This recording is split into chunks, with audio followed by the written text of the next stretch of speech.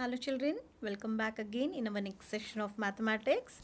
So as you all know, we are in the chapter number 13, that is direct and inverse proportion. So children, we have already completed with the concept of direct proportion and we have already started with the concept inverse proportion. So we were in exercise 13.2. Let us begin with this. So question number 8 is, a factory requires 42 machines to produce a given number of articles in 63 days. So here, as I told, you should first make a table. So the first thing as given data is about the machines, number of machines and number of days, right? So the number of machines required are 42 and in the number of days which is required to produce that number of articles is 63 days, right? So how many machines would be required to produce same number of articles in 54 days? So 54 days means children, we suppose want early. We want to produce that many number of articles early. Obviously children, so the if the number of days are decreasing, obviously the number of machines will be increased, right? We require more machines. So here when one quantity is increasing, the other quantity is decreasing. Hence it is in a inverse proportion, right? And as I told how to write the relationship, it is an x1 y1 is equal to x2 y2. So let us see. So this is your table. Number of machines, when there are 42 machines, days required to produce that article is 63 days. So if we want the same articles to be produced in 54 days, how many machines will be required? So let this quantity be x. So now here children, we say as x1 and y1 and this is x2 and y2, right? So how we take the relationship as, it is x1 y1 is equal to x2 y2, right? And then we find the unknown thing. So this is how it is an inverse proportion. First you have to mention, and then x1 y1 is equal to x2 y2, which is nothing but 42 into 63 is equal to x into 54. So hence x will be as it is, 54 we will transpose, it will go in the denominator. So it will be 42 into 63 whole divided by 54. So when we solve, we get x is equal to 49. So that is when the number of days are decreasing, obviously numbers of machine will be increased. So 49 machines will be required to produce the articles. Let us proceed with the next one. Question number 9. A car takes 2 hours to reach a destination. So first thing given is number of hours, right? So it is 2 hours to reach the destination by traveling at a speed of, so next is given speed. It is given 60 km per hour. How long it will take when the car travels at the speed of, now speed is 80 km. So how long it will take, that means how many hours it will take, let that value be x. So now here children, this is our x1, this is y1, x2 and y2. That means number of hours we take it as x and speed we take it as y.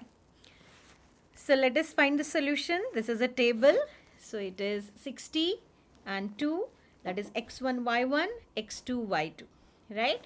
So this is the inverse proportion. Obviously if the speed of the car is increasing, it will take less time to reach the destination.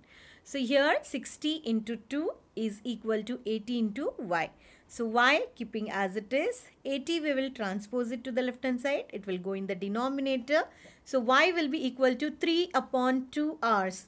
So when 3 upon 2 hours, we will more if we bring it into the simplest term children, we will get it as 1.5, right? 3 divided by 2 is 1.5. 1.5 is nothing but 1.5 hour, right children? So car will take 1.5 hour to reach the destination. Next one, that is question number 10. 2 persons could fit new windows in a house in 3 days. One of the person fell. Now there are two conditions given, children. We are seeing the first condition. One of the person falls ill. So now currently there were two persons, but now one person is fell sick. So now it will be only one person. So how long would it take to complete the job? When there were two persons, children, you will make a table. When there were two persons, it took 3 days. Now one less, that means there is one person. So how many days it will take, right? So it will be 2 into 3 will be equal to 1 into y, that is 6. Y is equal to 6, right? So let us see the solution quickly. So this is a table. Now no need to explain this. And they are in inverse proportion. So 2 into 3 is equal to 1 into y. When 1 goes in denominator, it is 2 into 3 is 6. So y is equal to 6. So one person will complete the job in 6 days, almost twice. Now there is second condition given. How many persons would be needed to fit the window in 1 day? Now suppose there are two persons and it requires 3 days, but I want to complete the job in 1 day. So how many number of persons will be required? So let us see.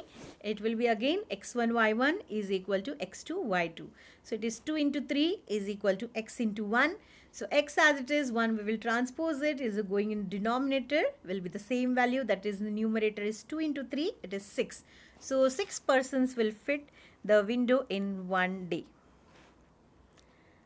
I hope, children, now it is very much clear. Inverse proportion is very easy. You have to just take care about the values which you are taking. And it will be x1 y1 is equal to x2 y2.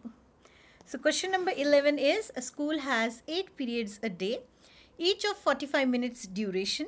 How long would each period be if the school has 9 periods a day, assuming the number of school hours to be the same? So let us first make a table. Number of periods were 8. At that time, duration of each period were 45. Now number of periods in a week is 9. So how much will be the duration? So let us solve, taking it as x1 y1 x2 y2. That is x1 into y1 is equal to x2 into y2. So it is x into y, x1 y1, that is 8 into 45 is equal to 9 into y. Transposing 9 to the other side, that is left hand side, it will go in the denominator. So solving this, children, we will get y is equal to 40 minutes. So duration of each period will be 40 minutes. When number of periods are increasing, obviously duration of the periods will be less.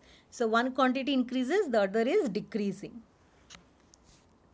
Next, children, this is a home assignment. That is question number 3. I hope now inverse variation is very much clear to you. So there is Rahman is making a wheel using spokes. He wants to fix each spokes in such a way that the angle between any pair of consecutive spokes are equal. Help him by completing the following table. Now there is a table to you. So this is a table, children, and if I talk about the wheel, so this is a wheel and there are different spokes here. Okay, so now, children, the central angle of a circle is always 360 degree, right? So here angle between the spokes will be central angle, that is total angle divided by number of spokes. So there are 4 spokes, 6, 8, 10 and 12 different. So you have to just find 360 divided by first 4, it will be 90. 360 divided by 6 will be 60. Like similarly, you have to find 360 divided by 8, 360 degree divided by 10, 360 divided by 12. In such a way you have to fill this table. I hope it is very much clear what to do in this, right? And then there are given different conditions, like first one is, are the number of spokes and the angles formed between the pair of consecutive spokes is inverse proportion. So if you observe, children, after filling the table, as the spokes, number of spokes are increasing, the angle is decreasing, right, between each of the spokes. So yes, of course, it is an inverse proportion. Second one will be, calculate the angle between a pair of consecutive spokes of an wheel when there are 15 spokes. So just make a table. When there are whatever the first condition of 90 degree, you take it. The second one, take it as number of spokes will be 15. Then how much will be the angle, that is x degree. And find then whatever angle is asked. Similarly, the third one, now it is given 40 degree and how many spokes are there?